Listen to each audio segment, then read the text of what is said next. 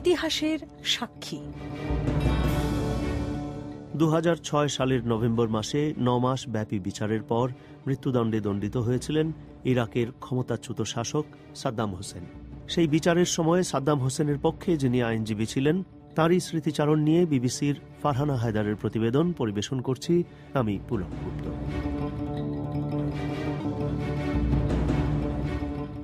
In November 2006, the former Iraqi leader Saddam Hussein was sentenced to death. 2003 সালে ইরাকে মার্কিন নেতৃত্বাধীন অভিযানে ক্ষমতাচ্যুত হন সাদ্দাম হোসেন। তারও প্রায় 8 মাস পরে তিনি মার্কিন সৈন্যদের হাতে ধরা পড়েছিলেন। এরপর বাগদাদের এক আদালতে অনুষ্ঠিত হয় তার বিচার। সাদ্দাম হোসেনের দণ্ডিত হবার দিনটির বর্ণনা করছিলেন বিবিসির সাংবাদিক। Saddam Hussein came into the court wearing his dark suit and white shirt, looking very calm. Saddam Hossain কোর্টে এসেছিলেন অত্যন্ত পরিপাটি হয়ে। তার পরনে ছিল কালো স্যুট এবং সাদা শার্ট। তাকে অত্যন্ত শান্ত দেখাচ্ছিল। এই মামলা চলার সময় প্রতিদিন তিনি যে চেয়ারটিতে বসতেন আজও সেখানেই বসেন তিনি। The court has decided to sentence defendant Saddam Hussein al-Majid to be executed with hanging. আদালত সিদ্ধান্ত নিয়েছে যে অভিযুক্ত সাদ্দাম হোসেন আল মজিদের মৃত্যুদণ্ড ফাঁসিতে ঝুলিয়ে কার্যকর করা হবে। Long live the nation. জনগণের জয় হোক, জাতির জয় হোক, বিশ্বাসঘাতকরা নিপাত যাক।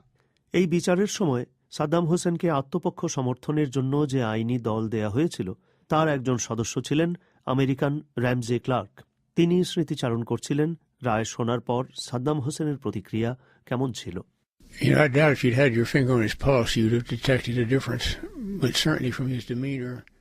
হয়তো যদি আপনি তার হাতের উপর আঙুল রেখে তার নাড়ির গতি পরীক্ষা করতেন তাহলে হয়তো একটা তফাৎ ধরা পড়ত, কিন্তু তার মুখ, চোখ বা দেহের ভাবভঙ্গিতে রায়ের আগে বা পরে কোনো পরিবর্তন দেখা যায়নি।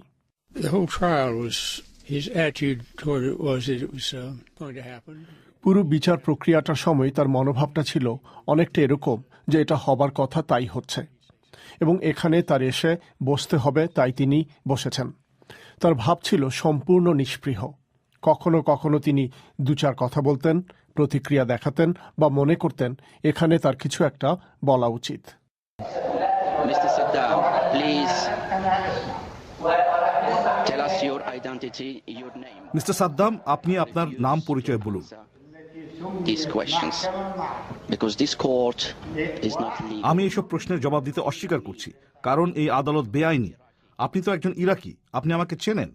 Well, I thought in terms of history, if not law, it made history, and history is important. আমার মনে হয় এটা আইনের দিক থেকে নয়, বরং ইতিহাসের দিক থেকে দেখা যেতে পারে। এটা একটা ঐতিহাসিক ঘটনা।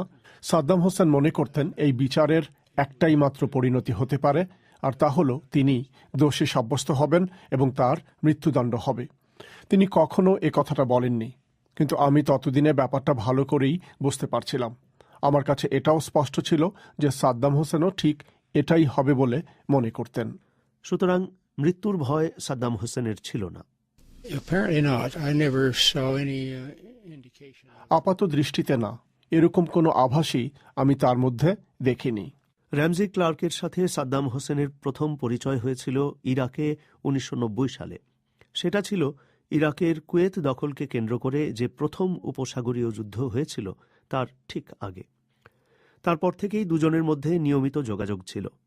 এরপর 2003 সালে ইরাকে মার্কিন নেতৃত্বাধীন অভিযানের পর সেই বছর ডিসেম্বর মাসে যখন সাদ্দাম হোসেন মার্কিন বাহিনীর হাতে ধরা পড়লেন এবং তার বিচার শুরু হল, তখন সাবেক মার্কিন অ্যাটর্নি জেনারেল মিস্টার ক্লার্ককে অনুরোধ করা হল আসামি পক্ষের আইনজীবী হতে।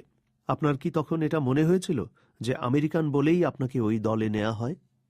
Well, I think that was part of it, but pretty early on, I think he had decided he wanted me on the.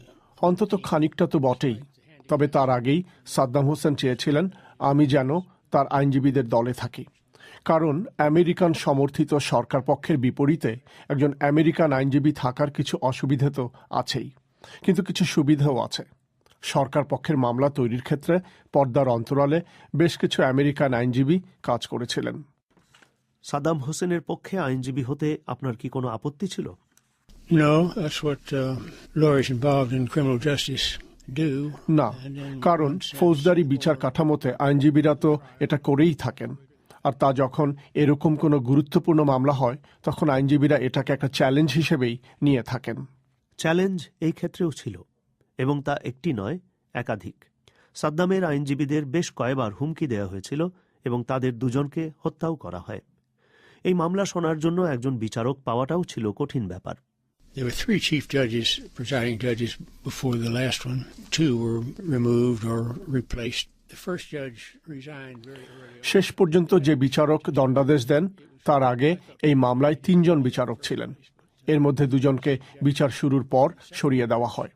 তৃতীয় বিচারকের বাড়ি ছিল ইরাকের একটি শহরে, যা ইরান ইরাক যুদ্ধের সময় ব্যাপকভাবে ক্ষতিগ্রস্ত হয়েছিল। যদিও এটি ছিল একটি ইরাকি শহরে, কিন্তু শহরের লোকেরা মনে করেন ওই শহরের ধ্বংসলীলার জন্য ইরাকি বাহিনী দায়ী। বিশেষ করে এই বিচারক যে মামলাটিকে মুক্ত দৃষ্টিভঙ্গিতে দেখবেন এমন কোনো সম্ভাবনাই ছিল না। একজন নিরপেক্ষ বিচারক পাওয়া ছিল খুবই কঠিন। সাদ্দাম হোসেনের ক্ষমতায় থাকাকালীন সময় নিয়ে অনেক অভিযোগ থাকলেও তার বিচার হয়েছিল শিয়া প্রধান শহর দুজাইলের এক হত্যাকাণ্ডের জন্য, যাতে নিহত হয়েছিলেন 148 জন লোক। এই মামলা চলার সময় আদালত কক্ষে প্রায়ই গোলমাল হতো। সাদ্দাম হোসেন অনেক সময়ই শুনানি চলার সময় ক্রুদ্ধভাবে বিভিন্ন মন্তব্য করে বাধার সৃষ্টি করতেন। তবে সাক্ষ্য প্রমাণ শোনা সম্পন্ন হয়েছিল এবং এই 9 মাসের বিচার প্রক্রিয়ার সময় র্যামজি ক্লার্ক তাঁর মক্কেলকে ভালোভাবেই জানার ও বোঝার সুযোগ পেয়েছিলেন। He was always very dignified. He's a dignified man, stood very erect. Saddam হোসেনের আচার আচরণ সবসময় ছিল মার্জিত। তিনি সোজা হয়ে দাঁড়াতেন, শান্ত এবং একাগ্রভাবে কথা বলতেন। একজন ব্যক্তি হিসাবে সাদ্দাম হোসেনকে আপনার কেমন মনে হয়েছিল? Well, he was certainly a thinking person. He was a person that wanted to know. In other words, he didn't think he knew it all. তিনি নিশ্চয়ই একজন চিন্তাশীল ব্যক্তি ছিলেন। তার অনুসন্ধিৎসা ছিল। তিনি মনে করতেন না যে তিনি সবই জানতেন। কোনো একটা বিষয় নিয়ে তিনি গভীরভাবে আলোচনা করাটা উপভোগ করতেন। তার সময়কার পৃথিবী এবং ইতিহাস সম্পর্কে তার মূল্যায়ন ছিল এইরকম যে শক্তি প্রয়োগের মধ্য দিয়েই চূড়ান্তভাবে বিজয়ী হওয়া যায়। শান্তি প্রতিষ্ঠা করতে হলেও শক্তি প্রয়োগ করতে হয়। জীবন এরকমই। র্যামজি ক্লার্কের মনে আছে সাদ্দাম হোসেন সবসময়ই একটি জিনিস তার সাথে রাখতেন, সেটি হচ্ছে কোরআন। He carried a Quran with him the whole time, and it was in a, I don't know if it's actually silver, but it looked like a silver cover or case. It had a bullet hole. তিনি সবসময় সাথে একটি কোরআন নিয়ে চলতেন। সেটা থাকতো একটা রূপোলি কেসের মধ্যে, যাতে একটা বুলেটের গর্ত ছিল। আমার মনে হয় তিনি এটাকে ইরাকে যা ঘটেছে তার একটা প্রতীক হিসেবে দেখতেন। আমার মনে হয় তিনি একজন ধর্মপ্রাণ মুসলিম ছিলেন। তার ধর্মকে তিনি তার আত্মপরিচয়ের একটা অংশ হিসেবেই দেখতেন। তবে তিনি তার সাথে থাকা কোরআনটিকে দেখিয়ে বেড়াতেন না। যখন তিনি আদালত কক্ষে ঢুকতেন তখন তা তার সঙ্গে থাকত, আর মামলা চলার সময় থাকত তার সামনে ডেস্কের উপর। আদালত কক্ষ থেকে বেরিয়ে যাবার সময় তিনি আবার তার সাথে করে নিয়ে যেতেন। তবে তাতে ওই বুলেটের গর্তটা কিভাবে হয়েছিল তা আমি শুনেছিলাম, কিন্তু এখন আর সেটা মনে করতে পারছি না। এই বিচারের পুরো সময়টা জুড়েই র্যামজি ক্লার্ক যখন যেভাবে চেয়েছিলেন সাদ্দাম হোসেনের সঙ্গে দেখা করার সুযোগ পেয়েছেন। প্রায় প্রতিদিনই তাদের দেখা হতো, কিন্তু তার ব্যতিক্রম হল দণ্ডাদেশ ঘোষণার দিনে। I had laid a pretty thick brief on the judge's desk before 9 o'clock. We looked at it and saw it. They had these. আমি সকাল 9টার আগেই বিচারকের টেবিলে আমার যুক্তিতর্কের বিবরণী জমা দিলাম। আদালতের কক্ষের ভেতরে চারদিকেই প্রহরীরা দাঁড়িয়েছিল। বিচারক তাদের দিকে নির্দেশ করে বললেন, একে আদালতের বাইরে নিয়ে যান। কাজেই 9টা বাজার পর 3 মিনিট পার হতে না হতেই আমাকে আদালত কক্ষের বাইরে নিয়ে যাওয়া হলো। এরপর আর আমাকে ঢুকতে দেওয়া হয়নি। আমি আইনজীবীর চেম্বারে বসে থাকলাম। সেখানে ক্লোজ সার্কিট টিভি ছিল। এর পরের ঘটনাটুকু আমি সেই টিভিতেই দেখলাম। তার মানে দণ্ডাদেশ ঘোষণার সময় আপনাকে আদালতে থাকতে দেওয়া হয়নি? When I was thrown out, he was just offended. I think he's probably offended all along. Foreigner was sitting there. না, আমাকে বের করে দেওয়া হয়েছিল। হয়তো একজন বিদেশি অভিযুক্তের আইনজীবী হিসেবে কাজ করছে, এই পুরো ব্যাপারটাই তার পছন্দ হয়নি। আপনাকে আদালত কক্ষ থেকে বের করে দেওয়ার পর সাদ্দাম হোসেনের প্রতিক্রিয়া কি ছিল? I don't think I know, but I doubt if he did. আমার তা জানা নেই। আদৌ কোনো প্রতিক্রিয়া ছিল কিনা তা নিয়েও আমার সন্দেহ আছে। 2006 সালের 5ই নভেম্বর সাদ্দাম হোসেনকে মানবতার বিরুদ্ধে অপরাধের দায়ে দোষী সাব্যস্ত করা হয় এবং ফাঁসিতে ঝুলিয়ে মৃত্যুদণ্ডের আদেশ দেয়া হয়। তাকে আপিলের অধিকার দেয়া হয়েছিল, কিন্তু সেই আপিল প্রত্যাখ্যাত হয়, মৃত্যুদণ্ড বহাল থাকে। সাদ্দাম হোসেনের মৃত্যুদণ্ড কার্যকর হয় 2006 সালেই ডিসেম্বরের 30 তারিখে। র্যামজি ক্লার্ক বলছিলেন, পেছন ফিরে তাকিয়ে এই বিচার প্রক্রিয়া সম্পর্কে এখন তার কি মনে হয়? Well, some might even call it an act of statecraft. This is how on the stage of history. কেউ কেউ বলতে পারেন এটা হচ্ছে রাষ্ট্রের সাজানো একটা ব্যাপার। তবে ইতিহাসের বিভিন্ন সময়ে দেখা যায় যেসব স্বৈরশাসক বা রাষ্ট্রনায়ক তাদের দেশকে হিংসার পথে নিয়ে গেছেন, তাদের ক্ষেত্রে এরকমটাই হয়েছে। র্যামজি ক্লার্কের কাছে আরেকটা প্রশ্ন ছিল যে এক্ষেত্রে ন্যায় বিচার হয়েছিল বলে তিনি মনে করেন কিনা। Well, I think justice was misused. I think it was the only outcome that would be. আমার মনে হয় এখানে বিচার প্রক্রিয়ার অপব্যবহার হয়েছে। তবে আমার মনে হয় তখনকার ক্ষমতাসীনদের কাছে এটি ছাড়া আর কোনো পরিণামই গ্রহণযোগ্য হতো না।